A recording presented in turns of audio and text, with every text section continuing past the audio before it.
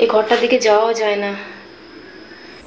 নমস্কার আমার সকল প্রিয় দর্শক বন্ধুরা, আশা করি তোমরা ভালো আছো। আমিও খুব ভালো আছি। তোমাদের প্রথমেই আমি একটা ভয়েস শোনাবো, ভয়েসটা শোনো। আজকে 3টে ঘটনা আছে, অনেক কিছু আছে আজকে। ঘটনার মধ্যে ভয়েস আছে, ফুটেজ আছে, সব আছে, ভিডিও ফুটেজ সহকারে তোমাদের আজকে 3খানা ঘটনা আমি শেয়ার করব। কারণ আমার কাছে অনেক ঘটনা অলরেডি রয়ে গেছে। আর এটা বলে রাখি ঘটনা শুরুতে, যারা অলরেডি আমাকে ঘটনা পাঠিয়ে রেখেছো, তোমরা ভাবছো দিদিভাই কেন ঘটনাগুলো শেয়ার করছে না। সববার ঘটনা আমি শেয়ার করব, আমি কারোর ঘটনা শেয়ার না করে ছাড়বো না, ঠিক আছে? সবার ঘটনা শেয়ার করব, কিন্তু একটু অপেক্ষা করতে হবে। আচ্ছা, প্রথমে আমি তোমাদের আজকে একটা ভয়েস শোনাবো। মানুষ কতটা কষ্টে প্রতিনিয়ত ভয় ভয় আতঙ্কে জীবন কাটাচ্ছে, আজকে এক বোনের ভয়েস শোনো। দিদিভাই, আমি এইমাত্র নিচে থেকে আমার পার্সেল এসেছিল, আমি পার্সেল নিতে গেছিলাম। দেখছি ওই ঘরটার মানে ঠিক ঘরটা থেকে একটা ব্ল্যাক শ্যাডো মতন দেখা যাচ্ছিল, ঠিক আছে? তো লাস্ট পর্যন্ত আমি তোমাদের বলে রাখি, এই যে বোনের ঘটনাটা আমি তোমাদেরকে আজকে বলবো। আর জাস্ট কিছুক্ষণ আগেই এই ঘটনাটা ঘটেছে। বোনের সাথে আমার কথা হচ্ছে কাল থেকেই। বোন ঘটনাটা বহুদিন আগেই পাঠিয়েছিল। আমি ঘটনাটা কোনোভাবে স্কিপ করে যাই, কারণ অনেক ঘটনা আসে, অনেক ঘটনা। তো বোনের সাথে কথোপকথন হচ্ছিল। বোনকে রীতিমতো জাস্ট কিছুক্ষণ আগে এই ঘটনাটা যে বলছে বোন, ঘটার পর ওর গায়ে রীতিমতো আঁচড় কাটে, গায়ে আঁচড়ও পর্যন্ত দিয়েছে। এরকম প্রায় হয়। আর এই জিনিসটা আজকে একদিন দুদিন, 1 বছর 5 বছর 10 বছরের না, বহু বছর ধরে। বোন বলে দিদিভাই, আমি যখন একদম বাচ্চা জন্ম হয়েছি তখন থেকে আমাদের বাড়িতে এই জিনিসটা চলছে। তোমরা একটু ভয়েসটা শোনো। আর যেই ঘরটার কথা বোন বলছে, আমি সেই ঘরটাও তোমাদের ভিডিওতে দিয়ে দেবো, শোনো। কার করে বলেছি তুই কাকে ভয় দেখাচ্ছিস? হ্যাঁ, আমার সাথে মহাদেবের আশীর্বাদ আছে। এইটা বলতে ওই ব্ল্যাক শ্যাডোটা একদম ভ্যানিশ। জাস্ট এই মাত্র হলো, আমি দৌড়ে দৌড়ে আবার উপরে আসলাম পার্সেল নিয়ে। তাহলে কি বলবে বলো, কি বলবে? বোনেদের যে বাড়িটায় বলছে বোন, দিদিভাই রাতের বেলা গেটের মধ্যে টোকা দেয়, টক টক টক করে টোকা দেয় গেটের মধ্যে। এইটা একদিন দুদিন না, এটা বোনের ছোটবেলা থেকে হয়ে আসছে। তো বোন যথারীতি এখন 19-20 বছর বয়স। আমি বোনের কাছ দিয়ে যদিও বয়সটা আমি জিজ্ঞেস করিনি। বোন বলে দিদিভাই তুমি বিশ্বাস করবে না, আমাদের বাড়িতে এমন একটা অবস্থা হয়ে রয়েছে, আমরা প্রতিনিয়ত ভয়ে আতঙ্কে বাস করছি। তার মধ্যে বোন বলছে দিদিভাই, আমি যখন ওকে বলি যে তোমরা বাড়িতে কোনো রকম এই জিনিসটা কাটানোর জন্য কোনো ব্যবস্থা নাওনি, বোন বলছে দিদিভাই আমি অনলাইনে অনেক অ্যাস্ট্রোলজার, যারা অ্যাস্ট্রোলজারও হয়, সাথে তন্ত্রবিদ্যাও শিক্ষাটা তারা লাভ করেছে, এরকম কিছু মানুষের সাথে আমি কথা বলেছি। তারা আগেই বলছে বাড়ির মধ্যে তোমাদের কেউ ক্ষতি করে রেখেছে, সেটাকে কাটাতে হবে। মানে ঘুরে ফিরে টাকার একটা কথা, যেখানে অনেকটা টাকা লাগবে, অনেক দিন ধরে রয়েছে। তো বোন যেহেতু আমার কাছ থেকে হেল্প চেয়েছে, বোন বলেছে দিদিভাই তুমি আমাকে সাহায্য করো। আর আমি বোনকে এই কথাও বলেছি 1 টাকা পয়সা লাগবে না, আমি দেখছি। যদিও বোনকে ছোট্ট কিছু কাজ, হোম রেমেডি আমি বলেছি, বোন করবে সেইটা। আর এইটা আমি আজকে অন ক্যামেরায় বসে এটা আমি বলছি। বোন অবশ্যই আমার ঘটনাটা শুনছে। আমি বোন তোমাকে বলছি, সামনে অমাবস্যা রয়েছে, কালী পুজো। এই কালী পুজোয় আমি দেখো তোমাকে হয়তো সেরকম ভাবে কোনো কিছু সাবধান করতে পারবো না, তবে ভবিষ্যতে যেটা ঘটে সেটা আমি বুঝতে পারি। আমি তোমাকে এইটা বলছি যে খুব সামনে এই যে আমাদের কালো অমাবস্যা, যেটা কালী পুজোর রাত, মহা অমাবস্যায় কিন্তু তোমার বাড়িতে একটা খুব বড় একটা অ্যাক্সিডেন্ট হবে, বাড়ির মধ্যে থাকতে, বাইরে না।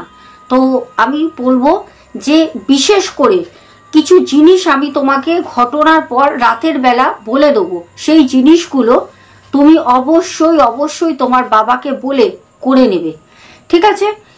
করে নেবে, আশা করি সাবধানে থাকতে পারবে। আর যে আছে সে কোনো ক্ষতি করতে পারবে না। আর সে রীতিমতো ভয় দেখায়, তার কোনো রকম ভয় নেই যে তাকে কেউ এসে এখান থেকে তাড়াতে পারে। এতদিন ঘাঁটি গেড়ে সেই বাড়িতে বসে রয়েছে, মানে সে একদম শক্তপোক্ত হয়ে ওখানে রয়েছে। আমি কিছু তোমাদের ভয়েস শোনাবো, তোমরা শোনো। এটা ছোটবেলা থেকে আমি যখন বাচ্চা বয়সে আমি মানে জন্ম নিই তখন থেকে এগুলো মানে হচ্ছে। আর হচ্ছে গিয়ে আমাদেরকে ঠিকভাবে থাকতে দেয় না, মানে আমাদেরকে আঁচড়ে দেবে, তারপরে সুড়সুড়ি দেবে, তারপরে হচ্ছে গিয়ে আমাদেরকে হঠাৎ করে খাট থেকে ফেলে দেবে, এরকম ব্যাপার। স্বপ্ন দেবে। তাহলে দর্শক বন্ধু তোমরা শুনতে পাচ্ছ কি কি করে, কি কি করে। আর এটা কে করতে পারে জানো? এটা এটা কে করে আমি বলছি। এটা আমি বোনকেও বলেছি, বোনের সব কথা শুনে সব কিছু, অনেক কথা হয়েছে, অনেক কথা আমি ফুটেজও তোমাদের দেবো। সেই রুমটার যেখানটা অ্যাকচুয়ালিও সেই এন্টিটিটা থাকে, তার ওইটা হচ্ছে নিজের পার্মানেন্ট বাসস্থান, সেটা ও ভেবে নিয়েছে, কিন্তু ও জানে না ওকে এবার যেতে হবে। আচ্ছা, আমি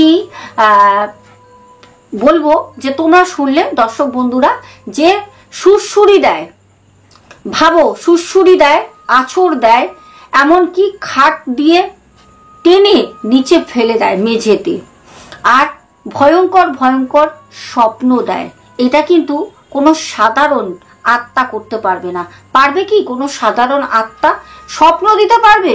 স্বপ্ন তো একমাত্র মানুষ যখন অঘরে ঘুমায়, গভীর যখন ঘুমে মানুষ মগ্ন থাকে তখনই কিন্তু স্বপ্ন আসে। স্বপ্ন কিন্তু জাগা ঘুমে আসে না। পারবে কোনো আত্মা যদি কমজোর হয় খাট থেকে টেনে নিচে ফেলে দিতে মেঝেতে? পারবে না। আঁচড় কাটে, সুড়সুড়ি দেয়। এগুলো কারা করে জানো? ওখানে অনেক পুরনো জিন আছে। হ্যাঁ, ওখানে একটা জিন রয়েছে, সেই জিনের বিশাল পাওয়ার, সেই জিন করে। আরো শোনাবো, শোনো। আমি কি বলবো, আমরা যে কিভাবে বেঁচে আছি। আর এটা মাঝের মধ্যে বন্ধ হয় আবার শুরু হয়ে যায়, আবার বন্ধ হয় আবার শুরু হয়ে যায়। আর বেশিরভাগ হয় শীতকালের দিকে। আমরা এবারে ভাবছি বাড়িতে একটা কালী পুজো স্থাপিত করাবো। এবার বুঝতে পারছি না, যদি দিদিভাই তুমি কিছু একটা হোম রেমেডি বলতে পারো তো খুব ভালো হয়, কারণ এরকম ভাবে প্রত্যেক দিন আমাদেরকে জ্বালায়। তো দর্শক বন্ধুরা তোমরা বুঝতে পারছো আজকে বোনের পরিবার কি অবস্থায় রয়েছে। কত মানুষ বলো তো, কত রকম ভাবে টেনশনের মধ্যে বেঁচে আছে। যারা বলো যে এইসব আত্মা হয় না, নেগেটিভ এন্টিটি হয় না, তারা কি বলবে আজকে এই কথাগুলো শুনে? কি বোনটার কি মাথা খারাপ? তার বাড়ির লোকের মাথা খারাপ? আরো আরো আছে, শোনো, আরো আছে, দাঁড়াও শোনো। আর এই ঘরটা হচ্ছে সবচেয়ে ভয়ঙ্কর ঘর। এটা হচ্ছে একদম গ্রাউন্ড ফ্লোরে গ্যারেজ। আমাকে ফুটেজটা দিয়েছে ঘরে, শুনে নাও, আমি ফুটেজটা তোমাদের দিয়ে দেবো। ঘরের ঠিক অপোজিটে একটা ঘর আছে, তার অপোজিটে আরেকটা ঘর, একদম আমার হচ্ছে কি লেফট সাইডে। তো আর তুমি যদি উল্টো দাও সেটা হবে রাইট সাইডে। তো এই ঘরটা এমনই ঘর, এখানে আগে মানে যিনি ভাড়াটে থাকতেন তিনি এই ঘরটার থেকে ভাড়া ছেড়ে উনি চলে গেছিলেন। এত ভয়ঙ্কর ঘর, এটার একটা অনেক বড় রহস্য আছে। উনি বলতেন প্রত্যেক দিন রাতে কেউ না কেউ ওনাকে যে ভাড়া থাকতেন ওনাকে কেউ না কেউ ডাকতো, গায়ে হাত বুলিয়ে ডাকতো, কিন্তু সন্ধ্যা করে ডাকতো, কিন্তু কাউকে দেখা যেত না। লেপ কম্বল গায়ে মুড়ি দিয়ে শুতেন। তাই আমারই গায়ে কাঁটা দিচ্ছিল, ঘরটাতে আমি ঢুকতে পর্যন্ত পারিনি, এত ভয়ঙ্কর ঘর। মানে এটাকে মানে এই ঘরটা দেখেই মনে হয় যে এটা মানে ভূতের ঘর। তো দর্শক বন্ধুরা তোমরা ঘটনাটা শুনছো, রীতিমতো যিনি আজকে সেই বাড়িতে থেকে এমন ভাবে মানে কি বলবো, ভয়ে আতঙ্কে বাস করছে। আজ বোন, বোনের পরিবার, তোমরা নিজের কানে শুনছো, এখানে আমার বলার কিছু নেই। নিজের কানে আমার মনে হয় ঘটনা আমাকে যারা ভালোবেসে শেয়ার করে তাদের প্রবলেমগুলো নিজের কানে আমার মনে হয় তোমাদেরকে শোনানোটা সব থেকে ভালো। তোমরা নিজের কানে শুনছো আজকে এই বোনটা কিভাবে তার ফ্যামিলিকে নিয়ে ওই বাড়িতে রয়েছে। তোমাদের আমি আরো কটা শোনাই, শুনে নাও, তারপর আরো দুটো ঘটনা আছে, সাথে থাকো। আজকে অনেক ফুটেজ, ঘটনা অনেক কিছু আছে, অনেক কিছু ক্লিয়ার করব, অনেক কিছু শেয়ার করব। আর এই জিনিসগুলো যদি স্কিপ করে দাও তাহলে তোমাদেরই জীবনে এরকম যখন ঘটবে, ভগবান না করুক কখনো ঘটুক, হতেই পারে মানুষের লাইফে। আজকে এখন আমি এত কথা বলছি, এরপরে কি হবে আমি নিজেও জানি না। তো সেরকমই মানুষের জীবনে কখন কি হবে আমরা কেউ জানি না। সবকিছু সত্যি জিনিসটা বিশেষ করে জেনে শুনে রাখা ভালো। আমি সবসময় বলি যে রিয়েল আর ফেকের মধ্যে পার্থক্য তোমরা বোঝো। আমি এখন কথাটা আপনার সাথে শেয়ার করছি, আমি একা একটা রুমে বসে আছি, আমার গায়ে খুব কাঁটা দিচ্ছে ম্যাম। বলতে গেলে আমার সাথে না প্রচন্ড প্রচন্ড বাজেভাবে জিনিসগুলো ঘটে। প্লাস আমি না রাত্রির বেলা মাঝে মধ্যে আমার স্লিপ প্যারালাইসিস হয়, এমন মনে হয় যেন বুকের উপর কেউ বসে আছে। আমি শ্বাস নিতে পারি না, কোনো কথা বলতে পারি না, তারপর ঠাকুরের নাম নিলে সব ঠিক হয়ে যায়, এরম হয় আমাদের বাড়িতে। তো প্রিয় দর্শক বন্ধুরা, তোমাদেরকে আমি ফুটেজ দেবো, তোমরা ফুটেজটা দেখবে। যে ঘরটার কথা বোন বলছে অ্যাকচুয়ালিও সেই যে রুমটা, সেই রুমটার মধ্যে আমি বোনকে বলেছি যে একটা লাইট সন্ধ্যা হওয়ার আগে লাইটটা অন করে দেবে, ভোরবেলা লাইটটাকে অফ করবে। আর হ্যাঁ, আমি যা বলছি এখনই বলছি, কারণ আমি এই সময় অনেক ব্যস্ত ছিলাম বোনের সাথে যখন কথা বলছিলাম, তখন কালকে আমি তোমাদের জন্য রাতের ভিডিওটা এডিটিং করছিলাম, সাথে সাথে কথা বলছিলাম। আমার তো সময় হয় না, কাজের মধ্যেই কাজ করতে হয়। তো আমি এখন অন ক্যামেরায় বলছি, যদি কারোর বাড়িতে এরকম তোমরা বুঝতে পারো যে এরকম প্যারানর্মাল কিছু অ্যাক্টিভিটিস হচ্ছে, আমি বলবো যে প্রত্যেক দিন সন্ধ্যাবেলা, প্রত্যেক দিন 5টা লবঙ্গ, 5টা লবঙ্গ ভালো করে শুনবে, 5টা লবঙ্গ আর বেশ বেশ কিছুটা পরিমাণে কর্পূর আর নারকলের যে ছোপড়া থাকে, যেটা আমরা ধুনোর জন্য কাজে ব্যবহার করি, ধুনো জ্বালাতে, সেইটা দিয়ে সাথে তোমরা দেবে সন্দক লবণ পাওয়া যায়, সন্দক লবণ, 1 চিমটি সন্দক লবণ। যখন সেই ধুনোটা জ্বলবে, ঠিক আছে, ভালো করে শোনো, যখন ধুনোটা পুরো মানে ছোবড়াটা লাল হয়ে যখন ধোয়া হবে, তখন 5টা লবঙ্গ আর 1 চিমটে ওই সন্দক লবণ, যেটা পুজোয় ঠাকুরের কাজে ব্যবহার করা হয় ভোগে রান্নায়, সেই সন্দক লবণ উপর দিয়ে ছিটিয়ে দেবে। দিয়ে যেখানে ভাববে কোনো খারাপ কিছু বুঝতে পারছো, বাথরুম হোক, বাইরের কোনো ঘর হোক, ঘরের ভিতরের কোনো ঘর হোক, সেরকম জায়গায় বা পুরো ঘরেও, আর বিশেষ করে যেই জায়গাটা ভাবছো যে কোনো রকম কিছু বুঝতে পারছো আওয়াজ হচ্ছে বা কিছু, সেইখানে বিশেষ করে ওই কাজটা করো। যদি সেই আত্মা সেরকম পাওয়ারফুল না হয়, অথবা পাওয়ারফুল থাকলেও তার যে পাওয়ারটা আস্তে আস্তে আস্তে আস্তে কিন্তু কমতে থাকবে, ঠিক আছে, এটা করো। আর আমার বাড়িতে আমি কিন্তু অনেক কিছু করি, আমার বাড়িতেও কিন্তু সেম, একদম চুপচাপ হয়ে যায়, কোনো রকম কিছু একদম ঠিক হয়ে যায়, আবার কিন্তু চাগর দিয়ে ওঠে, ঠিক আছে, আবার আমি করি। তোরাও বাড়বি, আমি তোদের নামাবো, তোরা বাড়বি, আমি তোদের নামাবো। তো আমি যেটা বললাম এই রেমেডিটা তোমরা করো। আর হ্যাঁ, আরো একটা কথা বলি বোন, তোমাকে বলছি, তুমি কালকে কি বার? কালকে শনিবার, বাহ দারুণ, কালকে হচ্ছে স্যাটারডে। তুমি শনিবার দিনকে মনে করে কাঁচা বস্ত্র ধারণ করবে, স্নান করবে, করে বাজরংবলীর মন্দির হয়তো আশেপাশে কোথাও আছে, চলে যাবে বাজরংবলীর মন্দিরে গিয়ে বলবে 11 টাকা দক্ষিণে দিয়ে বলবে ডান পায়ের, বাজরংবলীকে তো মেঠে সিঁদুর মাখানো থাকে, বলবে ডান পায়ের থেকে সিঁদুর নেবে, সিঁদুর দিতে বলবে, দেখবে ব্রাহ্মণরা দেয়। সেই সিঁদুরটাকে নিয়ে আসবে বাড়িতে, আসার পথে 2, 3, 4, 5টা তোমার যটা খুশি, তোমার যটা খুশি তুমি পেরেক কিনবে, পেরেক, ঠিক আছে, লোহার পেরেক, স্টিল হলে হবে না, এখন স্টিলেরও বেরিয়েছে, লোহার পেরেকই লাগবে, লোহার পেরেক কিনবে, নিয়ে আসবে। নিয়ে এসে ওটাকে বাড়িতে যে পুরুষ মানুষ আছে, ধরো তোমার বাবা, দাদা বা কেউ, পুরুষ মানুষকে দিয়ে ওইটা করাবে। সেটা হচ্ছে বলবে ওই যে পেরেকের যে একটা মুখ থাকে তো এরকম গোল ধরনের, ওই মুখের মধ্যে ভালো করে ওই ডান পায়ের সিঁদুরটা বাজরংবলীর নাম নিয়ে ভালো করে মাখাবে। মাখিয়ে তোমাদের যে রুমটা, যেটা তুমি ভয় পাও বললে, মানে ফুটেজও দিয়েছো, যেটা একদম বললে যে আন্ডারগ্রাউন্ডে রয়েছে, ওইখানে যে উপরে ওই রুমটা ঢুকতে চৌকাঠ রয়েছে তো ওপরটায়, ওইখানে বলবে কোনো পুরুষ মানুষকে ওই পেরেকটা বাজরংবলীর নাম নিয়ে গিতে দিতে। ঠিক আছে, ওই পেরেকটা যেন ওখানে গিতে দেয়। আর যে সিঁদুরটা আছে, ওই সিঁদুরটা রুমের ভিতর ঢুকবে দিনের বেলা, ওই রুমটার ভিতর ঢুকে দেয়ালের মধ্যে 4 দেয়ালে 3টে করে ওই সিঁদুরের এরকম জাস্ট এরকম এই ট্যাপ ট্যাপ ট্যাপ, ঠিক আছে, এরকম ট্যাপ ট্যাপ ট্যাপ 3টে করে ট্যাপ 4 দেয়ালে দিয়ে দেবে। ব্যাস এই কাজ করো, ধুনো ধরাও।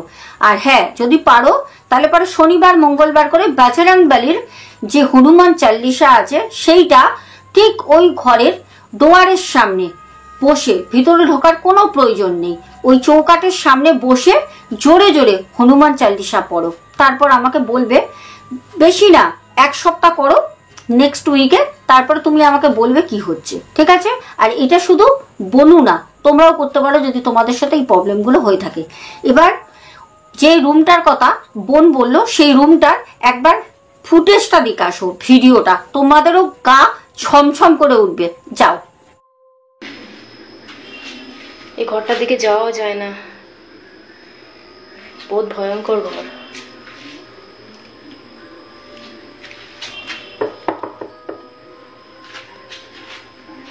তা আমি কোন রকমের রিস্ক নিয়ে যাচ্ছি, জয় বজরংবলী বাবা না।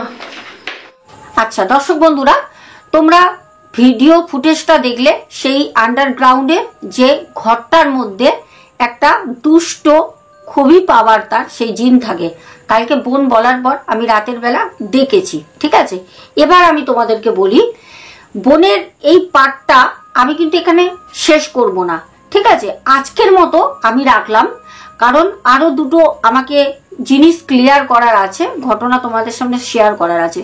আচ্ছা, এই পার্টটা রইলো। বোনের কিন্তু অনেক হিস্ট্রি আছে বাড়ির, সেই হিস্ট্রি আমি যদি তোমাদের দেখাই, তোমাদের এখন রীতিমতো মানে অবাক লাগবে যে এত কিছু দেখে নাও। এত, এখানে হাত দিলে তো চলে যাচ্ছে, এরকম এত কিছু আঁচড় দিয়েছে, আঁচড়টাও আমি দিয়ে দেবো, বাড়ির ফুটেজ। ঠিক আছে, এখানে টাইপিং তোমরা দেখে নাও। ঠিক আছে, এই যে টাইপিং সব আছে এখানে, এত হিস্ট্রি আমাকে বোন বলেছে, আমি সব কিছু তোমাদের আস্তে আস্তে শেয়ার করব। ঠিক আছে, আচ্ছা এবার আমি দ্বিতীয় যে ঘটনাটা বলবো, সেই ঘটনাটা তোমরা যদি আমার কমেন্ট সেকশনে যাও, কমেন্টে গিয়ে দেখো পুলক চক্রবর্তী, দাঁড়াও 1 মিনিট। হ্যাঁ, তো প্রিয় দর্শক বন্ধুরা, এবার যে ঘটনাটা তোমাদের বলবো, তোমরা যদি আমার কমেন্ট সেকশন চেক করো, ওখানে দেখবে পুলক চক্রবর্তী বলে এক ভাইয়ের অনেক কমেন্ট আছে। ভাইয়ের সাথে পার্সোনালি কিন্তু আমার হোয়াটসঅ্যাপে কথা হয়, তো ভাইয়ের বাড়িও যাওয়ার কথা আছে। ঠিক আছে, সে নয় হবে। এবার ঘটনাটা বলি। ভাই আমাকে আজ থেকে প্রায় 2 মাস কি 2.5 মাস আগে হোয়াটসঅ্যাপে ভাই যোগাযোগ করে। ভাই বলে, দিদি ভাই তুমি, অনেক কথা হয়, বাড়িতে যাওয়া আসা এরকম কথাবার্তা হয় অনেক কিছু। তারপর ভাই বলে, দিদি ভাই তুমি সবার তো ফেস রিভিল করো, ফেস দেখে বলতে পারো, তা তুমি আমার লাইভের কিছু বলো না আমার ফেস দেখে। ভাই আমাকে একটা ফটো পাঠিয়েছিল। আমি ভাইকে বলেছিলাম যে অনেক কথা বলেছিলাম, তার মধ্যে একটা ভাইটাল কথা ছিল যে তোমার আগামী দিনে একটা অ্যাক্সিডেন্ট হওয়ার সম্ভাবনা আছে, একটা অ্যাক্সিডেন্ট হবে।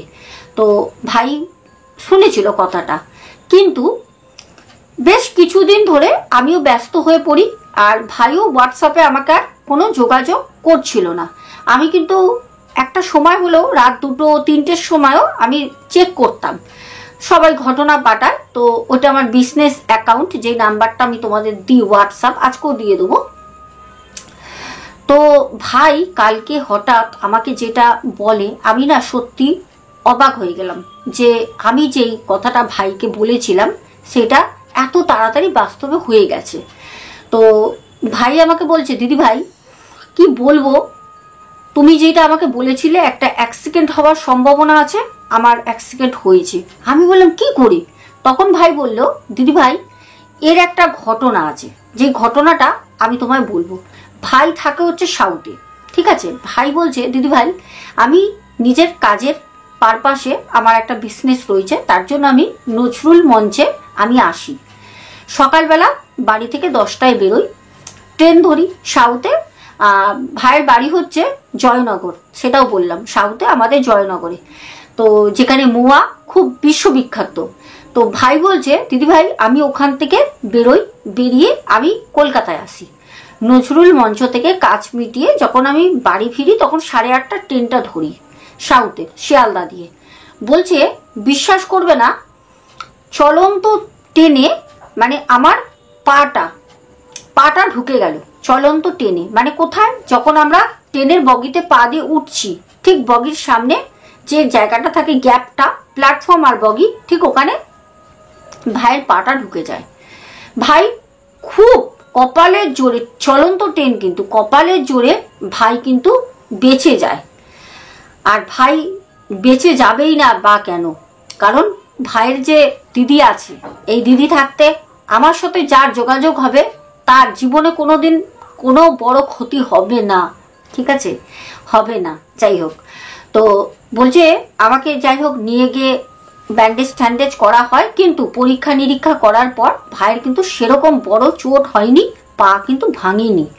এবার ভাই কালকে অনেক কষ্ট করে আমাকে বলছিল যে দিদি ভাই এরকম আমার সাথে হয়েছে। আমি ভাইকে একটাই কথা বললাম, ভাই আজকে যে তুমি কষ্টটা করছো না, এই কষ্টটা শুধু নামমাত্র, কারণ রাধা গোবিন্দ তোমাকে রক্ষা করেছে। তোমার অনেক বড় প্রাণহানি পর্যন্ত হতো, কারণ আমি ভাইকে 2.5 মাস আগেই গণনা করেছিলাম, ভাইয়ের একটা বিশাল বড় ফাড়া আছে। ভাইয়ের কিন্তু রাধা মাধবের কারণে, ভগবানের কারণেই কিন্তু ছোটোখাটোর মধ্যে সেই ফাড়াটা হয়েছে, ছোটোখাটোর মধ্যে একদম পা ছুঁয়ে বেরিয়ে গেছে, পাটা ভাঙেনি বা পাটা শরীর থেকে আলাদা হয়ে যায়নি। চলন্ত ট্রেনে পা ঢুকে যাওয়া, ওখান থেকে পা না ভেঙে উদ্ধার হওয়া, এটা কিন্তু এক ভগবানের আশীর্বাদ না থাকলে এরকম ভাবে বেঁচে ফেরা যায় না।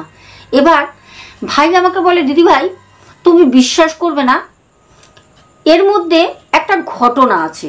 এবার আমি ঘটনাটা বলি ভাইয়ের। ভাই বলছে যে দিদি তুমি বিশ্বাস করো, আমি যখন আসছি তখন আমার বন্ধুরা বলল যে আরো বন্ধুরা ছিল সাথে ভাইয়ের, তো বললো দেখ আবার এতটা ঘুরে কেন যাব, রেল লাইন ইয়ে করে পার হতে হবে, ওর থেকে ভালো চল আমরা রেল লাইন থেকে টপকে রেল লাইন ধরে হেঁটে বেরিয়ে যাই ও পারে। তো ভাই প্রথমে না করে, কারণ ভাই ওরকম ভাবে কোনোদিনই যাতায়াত করে না। তো সেদিনকে বন্ধুদের ওই যে বলে না একটা গ্রুপ থাকে, মানে কি বলতো, তোমার একজনের যে মতটা সেটা কিন্তু ভালো, তুমি ভাবছো আমি এটা ভালো করব, কিন্তু ওই যে 5 জন যখন তোমাকে বলবে না আরে না ওখানে যাস না, চল না এখানেই চল, তখন দেখবে তোমার একার মনের যে ভাবনা সেটা আর কোনো কার্যকরী হয় না, সেটা তখন ওই 5 জনের কথাতেই কিন্তু কাজে লেগে যায়। ভাই সেরকমই ওই 5 জনের কথা শুনেই ওই রেল লাইন টপকে আসছিল। ভাই বলছে দিদি ভাই তুমি বিশ্বাস করবে না, আমি ধর্মস্থ বলছি রাধা গোবিন্দ দিব্যি দিয়ে, কেন ভাই রাধা গোবিন্দকে খুবই মানে।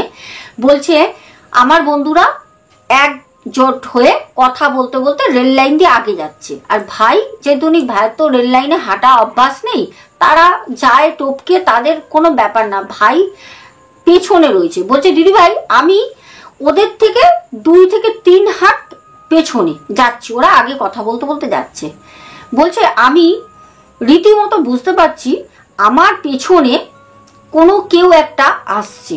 ভাই বলছে আমি বুঝতে পারছি, কিন্তু তুমি বিশ্বাস করবে না দিদি, আমি একবার ঘুরেও তাকালাম, দেখলাম না কেউ নেই, আমার বন্ধুরা সবাই আগে, আমি পেছনে 2 থেকে 3 হাত পেছনে ওদের, তো কেউ নেই।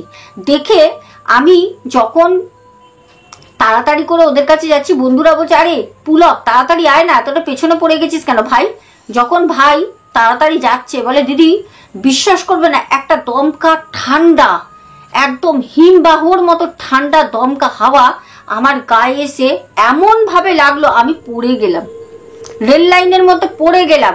তাহলে ভাবো একটা হাওয়া কখনো এসে একটা মানুষকে ফেলতে পারে? এত তো ঝড় হয়, এত সাইক্লোন হয়, আমরা পড়ে যাই তাবর তাবর মানুষ বাইরে থাকে, এত গাড়ি এত গাছ কন্টিনিউ হলে সেটা বিশাল আকার ধারণ করলে তবে একটা ক্ষতি হয়। একটা ঠান্ডা হাওয়া ভাইয়ের গায়ে এলো, ভাই পড়ে গেল, বলছে দিদি ধাক্কা দিল এমন ভাবে, আমি পড়ে গেলাম, বন্ধুরা তুলে বললো কিরে কি হলো, পড়ে গেলি কেন, লাগেনি তো? তারপরেই কিন্তু ভাইয়ের এই অ্যাক্সিডেন্টটা হয়ে যায় ট্রেনে। আর ভাই এই কথাও বলেছে পুলক আমাকে যে দিদি ভাই তুমি বলো যে এরপরে আমার সাথে আর কিছু খারাপ হবে কিনা, তবে আমি ভাই তোমাকে অন ক্যামেরায় বলছি যে আমি তোমাকে 2 দিন সময় দাও, 2 দিন সময় দাও, আমাকে তো দেখতে হয়, আমি হট করে এরকম বলতে পারি না, ঠিক আছে? এখনো পর্যন্ত মানে যার ভবিষ্যৎ বলে দিয়েছি। একটা মানুষ আমার যে ইউটিউবের পরিবার যারা আমার সাথে যোগাযোগ করেছে একজনও বলিনি যে দিদি ভাই তুমি এটা বললে এটা ভুল, একজনও না এখনো পর্যন্ত, ঠিক আছে? যাই হোক ওইসব কথা বাদ দাও। আর হ্যাঁ এবার বলে দিই দর্শক বন্ধুরা, তোমরা অনেকেই আমাকে অলরেডি এই 2-3 দিনের মধ্যে অনেকে ফটো পাঠিয়েছো।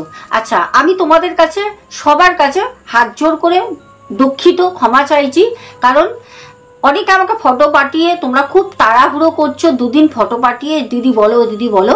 আমি তোমাদের বলে দিচ্ছি যারা ফটো পাঠিয়ে রেখেছো তাদের আমি সবাইকে পুজোর পরেই কিন্তু বলতে পারবো, কারণ আমার এখন শুটিং এর প্রচুর চাপ আছে, আর আমাকে 3টে চ্যানেল চালাতে হয়, সংসারের চাপ আছে, ঠিক আছে? যদি আমি নিজের দিকটা এখন না দেখি, তোমরা একটু বোঝো, তাহলে পারে কিন্তু আমাকে বাড়িতেও অনেক প্রেসার ক্রিয়েট করে, আমাকে বাড়ির থেকেও অনেক সমস্যা হয়, যেটা আমি কি বলবো সোশ্যাল করতে চাই না। যাই হোক, তো তোমরা একটু বোঝো, আমি নিজের দায়িত্ব নিয়ে আমি সবাইকে বলবো। তবে হ্যাঁ আরো একটা কথা বলবো, সবাই কিন্তু সিঙ্গেল ফটো দেবে, আমি কিন্তু একজনের বেশি ফেস কারো দেখবো না, ঠিক আছে? অনেকেই আছো তোমাদের পরিবারের প্রত্যেকটা মানুষের তোমরা ফটো পাঠাও, আমার কাছে এত সময় হয় না, কারণ তোমাদের মতনই অসংখ্য মানুষ আমাকে ফটো পাঠায়, ঠিক আছে? আচ্ছা ক্লিয়ার করে দিলাম। আর পুলক ভাই তোমাকে বলি, সেটা হচ্ছে তুমি চিন্তা করো না, আমি তোমাকে কিছু না কিছু একটা সাপোর্ট দিয়ে দেবো। আর সবাইকে বলবো যারা ফটো পাঠাবে তারা পুজোর পরে পাঠাও, এখন কিন্তু কেউ ফটো পাঠাবে না, আর যদি পাঠিয়েও রাখো আমি পুজোর পরেই কিন্তু তোমাদেরকে বলবো, ঠিক আছে? আচ্ছা এইবার পুলক ভাইয়ের পার্টটা এখানে রাখলাম, পরে কি হবে সেটাও তোমাদেরকে নিশ্চয়ই আপডেট দেবো, কারণ তোমরা যারা আজকে আমার ঘটনা শুনছো, তোমরা সে নেগেটিভ কমেন্টই করো আর পজিটিভই করো, তোমরা সবাই কিন্তু আমার পরিবার, ঠিক আছে? যারা আমার সাথে যুক্ত আছো, আমাকে সময় দিয়ে, তোমাদের মূল্যবান সময় দিয়ে তোমরা মতামত লেখো কমেন্টে, তোমরা ঘটনাগুলো শোনো, সবাই কিন্তু আমার পরিবার, ঠিক আছে? সে তোমরা যেরকম ভাবেই দেখো না কেন। এবার আমি যে ঘটনাটা যাব সেটা হচ্ছে দীঘার যে হন্টেড হোটেলটা, আমাদের যে টিম আছে, আমার যে ভাই যে গেছিল, তো সেইখানে কিছু কথা তোমাদের আগে শোনাবো, ঠিক আছে? কারণ যে ভাই গেছিল সেই ভাই কাজটা করেছিল শুধুমাত্র, সেটা হচ্ছে সামনে যে পূর্ণিমাটা গেল, পূর্ণিমা বলতে যে বিশ্বকর্মা পুজোর কিন্তু আগে কাজটা করে আসে, ঠিক আছে? আর হোটেলের নামটা আমি আরো একবার বলে দেবো, কারণ তোমরা অনেকেই হোটেলের নামটা বলার পরেও তোমরা বলছো দিদিভাই হোটেলের নামটা আমরা শুনতে পারিনি, তো তাদের জন্য আমি অবশ্যই বলে দেবো। তো দর্শক বন্ধু তোমরা একটু শোনো যে ভাই গেছিল ওখানে কাজ করার পর কি আছে না আছে, আর আমি তোমাদের ফুটেজও দেখাবো, একটু থাকো, কিছু দেখাবো। সেটাই বলবো। আর এই সবথেকে বড় কথা, এর আগে অনেকজন এসছে, একজনকে মুসলমানকে দিয়ে কাজ করিয়েছে, একজনকে তান্ত্রিককে দিয়ে কাজ করিয়েছে, প্লাস আরেকজনকে আদিবাসীকে দিয়ে কাজ করিয়েছে। কেউ ওরকম কিচ্ছু মানে জাস্ট করেছে, করে দিয়ে চলে গেছে। আর ও আমাকে বারবার বলছে এটা যেন পার্মানেন্ট, কারণ ওরও একটা হচ্ছে ওর এটা কাজ হবে কিনা পার্মানেন্টলি। ও আমাকে বারবার বলছে পার্মানেন্টলি যেন ঠিকঠাক হয়, কারণ 2 দিন 4 দিন 5 দিন ঠিক থাকছে, তারপর আবার গন্ধ বেড়েছে। এবার তারপরে তার মাঝখানে কোনদিন পূর্ণিমাটা পড়ে, অমাবস্যায় পূর্ণিমা হলে তো সঙ্গে সঙ্গে কেটে যাচ্ছে, আর এবারে পূর্ণিমা চলে গেলে কিছুই হয়নি। তো সেটাই আমি ওকে। তো তোমরা শুনতে পারলে দর্শক বন্ধুরা, এর আগেও সেই হোটেল মালিক কিন্তু তাবর তাবর লোক নিয়ে আসে, আদিবাসী, আমাদের ইসলামিক ধর্মের ওঝা তান্ত্রিক যারা, আমরা জানি ইসলাম ধর্মের ওঝা তান্ত্রিক যারা থাকেন ওনারা কিন্তু খুব ভালো কাজ জানে, তবে সবাই না, আবার সবাই কিন্তু খারাপ কাজও জানে না। যাই হোক, তো হোটেলের মালিক তাবর তাবর ওখানে কিন্তু লোক নিয়ে আসে সেই হোটেলটা থেকে, মানে সেই হোটেলটা থেকে সেই যে মেয়েটির আত্মা তাকে ওখান থেকে সরানোর জন্য নিয়ে আসে। কিন্তু ওই অল্প কিছু দিনের জন্য, ক্ষণিকের জন্য কাজ হতো, আবার রিটার্ন ব্যাক করতো। সেই দুর্গন্ধটা আসা মানে সে আত্মাটার অস্তিত্ব আবার এসে গেছে, সেই দুর্গন্ধটা ফিরে আসতো। কাজ করে দিয়ে যেত, 2 দিন 4 দিন একদম কোনো গন্ধ নেই, সবকিছু একদম ঠিক হয়ে যেত, কোনো আওয়াজ হতো না। আবার 2-4 দিন পর থেকে আবার সেই একটা ভ্যাপসা, একদম মর্গের লাশ পচার গন্ধ আর আওয়াজ, আবার শব্দ শুরু হয়ে যেত। কিন্তু আমাদের যে টিম, আমি যে ভাইয়ের কথা বললাম, যার ভয়েস তোমরা শুনলে, এই ভাই যাবার পরে যে কাজটা করে দিয়ে আসে, সেই কাজটা তোমাদেরকে আমি আরো একবার দেখাবো, আরো একটা জিনিস দেখাবো বলছি। কাজটা করে দিয়ে আসার পর, তারপর থেকে কিন্তু এই যে সামনে পূর্ণিমা গেল, দীঘার ওই হোটেলটায় এখনো পর্যন্ত সব কিন্তু ঠিক আছে। আর হ্যাঁ, রীতিমতো সেই হোটেলটা এখন বহু বছর ধরে পড়ে থাকার পর এখন সেই হোটেলটা ব্যবসার জন্য প্রস্তুতি করা হচ্ছে, নতুন করে রং করা হচ্ছে, নতুন করে লাইটিং করা হচ্ছে, ঠিক আছে, সব আবার সাফ সাফাই করা হচ্ছে। আর হ্যাঁ, তোমাদের আমি তো দেখাবোই যে সেখানে ভাই কি কাজ করেছিল, অবশ্যই দেখাবো। তোমরা যারা দেখেছো তো দেখেছোই, যারা দেখোনি অনেকে দেখে নাও, কারণ আমাকে অনেকে তোমরা পার্সোনালি হোয়াটসঅ্যাপে বলেছো, দেন অনেকে কমেন্টস করেছো, দিদিভাই তুমি আর একবার আপডেট দাও যে কাজ করার পর কি হলো। হ্যাঁ, তোমাদের শুনিয়ে দিলাম যে এখনো পর্যন্ত সবকিছু ওকে আছে। আর পূর্ণিমা গেছে, হলে পূর্ণিমার দিনই অনেক কিছু হয়ে যেত, কারণ পূর্ণিমার 4-5 দিন আগে ভাই কাজ করে এসছে, কিন্তু পূর্ণিমায় কোনো কিছু হয়নি, এখনো পর্যন্ত কিছু হয়নি। আর এইটা আমার আত্মবিশ্বাস যে সে মুক্তি পেয়ে গেছে, সে আর ওখানে আসবে না। আচ্ছা, তোমাদের কাজটা তো দেখাবোই, সাথে একটা কমেন্ট এসেছিল, যে কমেন্টটা আমার খুব লাগে কোথাও গিয়ে, কারণ ভাই আমাকে পুরো ভিডিওটাই দিয়েছিল, আমি সেই পার্টটা স্কিপ করে দিইনি, কারণ আমি জানি এইটা আর কি দেখাবো। তো আমাকে একজন কমেন্ট করেছিল যে যদি সেই রুমটা বহু বছর ধরে বন্ধ থাকে, আমি খোলাও দেখিয়েছি, রীতিমতো ওখানে যে পাহারাদার ছিল, যে কেয়ারটেকার ছিল, তারা ওখানে খুলতে চাইছিল না, রীতিমতো ভয় পাচ্ছিল। তোমাদের আমি দেখিয়েছি, আবারও দেখিয়ে দেবো। তো ওটা খোলার পর আমাকে একজন কমেন্টস করেছে যে আচ্ছা, এত বছর ধরে যদি রুমটা বন্ধ থাকে, তাহলে রুমের ভিতরে ময়লা নেই কেন? আমার মনে হয় তার চোখের কোনো সমস্যা আছে। তোমরা যারা দেখেছো, তোমরা ভালো করে দেখেছো, একটা ওখানে অ্যালকোহলের বোতল পড়েছিল ড্রেসিং আয়নার সামনে, রীতিমতো দেখেছো। দেন তোমরা দেখবে বাথরুমের ভিতরে কতটা ময়লা, রুমের ভিতরে কত ময়লা। রুমটা যেহেতু পুরো সিল করা ছিল, জানলা কপাট সব দরজা বন্ধ, তো সেইটা একটা 3 তলা ঘরের মধ্যে, মানে 3 তলার উপরে, তাহলে সেখানে কতটা ময়লা পড়তে পারে বন্ধ অবস্থায়। আর সেখানে এত বছর ধরে কোনো লোক থাকিনি, যারা ভাড়া নিত, মানে মধ্যরাতে কি পরের দিন ছেড়ে চলে যেত, তারা তো 3 তলায় যেত না, হয়তো নিচে থাকতো কি দোতলার মধ্যে থাকতো, খুব অল্প সংখ্যক লোক, ঠিক আছে, বোঝাতে পারলাম। হ্যাঁ, আরো একটা কথা বলবো, আর ওই যে খাটটা তোমরা দেখতে পাচ্ছ, একটু দেখে আসো, যাও খাটটা দেখে আসো রুমটা খোলার পর।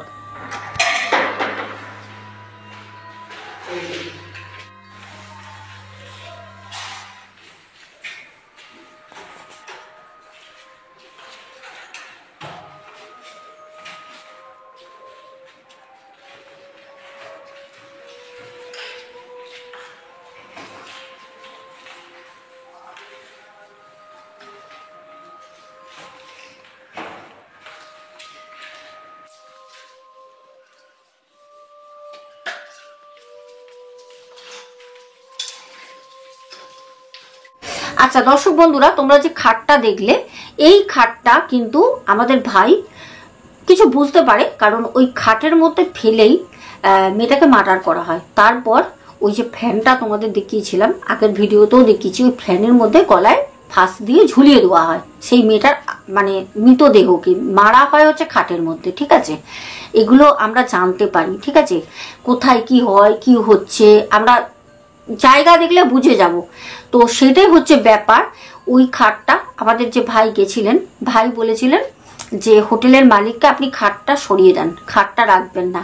তো সেই খাটটা যত দিন ছিল ওখানে, তো ওই পচা গন্ধটা বেরোচ্ছিল, দুর্গন্ধটা। ওই খাটটা যখন একজনকে দিয়ে দেয়, কি ওখান থেকে সরিয়ে দেয়, বলছে তারপর পুরো একদম জায়গাটা ঠিক হয়ে গেছে। এমনকি রাত্রেবেলা 8:30, 9টা, 1টা, 2টো পর্যন্ত উপরে কাজ হচ্ছে, রুমে কাজ হচ্ছে, রুমে কোনো লাইন টাইন সব নষ্ট হয়ে গেছিল, এত বছর ধরে বন্ধ, সব হচ্ছে, এমনকি প্রিন্ট করছে।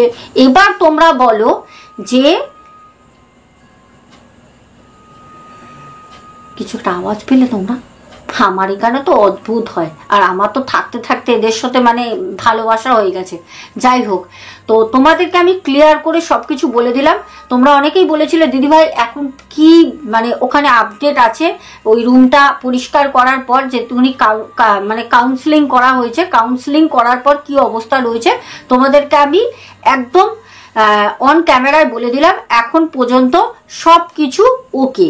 আর রুমটা নতুন করে, মানে রুম তো না, সেই হোটেলটা পুরো নতুন করে রং করা হচ্ছে, লাইটের ব্যবস্থা করা হচ্ছে, সামনে পুজো রয়েছে, খুব ভালো বিজনেস হবে আশা করা যায়। সবাই তো বিজনেস করার জন্যই একটা মানে জিনিস করে, তো হোটেলটা সে করেছে তার বিজনেসের জন্য। যাই হোক, প্রিয় দর্শক বন্ধুরা, সব ফুটেজগুলো আমি ব্যাক টু ব্যাক দিয়েছি। আজকে আসবো, দেখা হবে আগামীকাল ঠিক রাত 10:30টায়।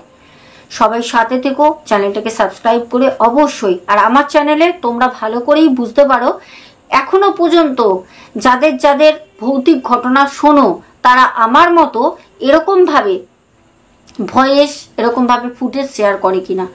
তাই জন্য বলি, কোনটা ফেক কোনটা রিয়েল তোমরা নিজেরাই, তোমরা অনেক ইন্টেলিজেন্ট, তোমরা নিজেরাই সেটা সিদ্ধান্ত নাও। আমি কিন্তু শুধু বসে তোমাদের কাছে একটা গল্প বলে যাই না, ঠিক আছে। যাই হোক, ভালো লাগলে সাথে থেকো, ঠিক আছে। আজকে আসলাম, চলো, গুড নাইট।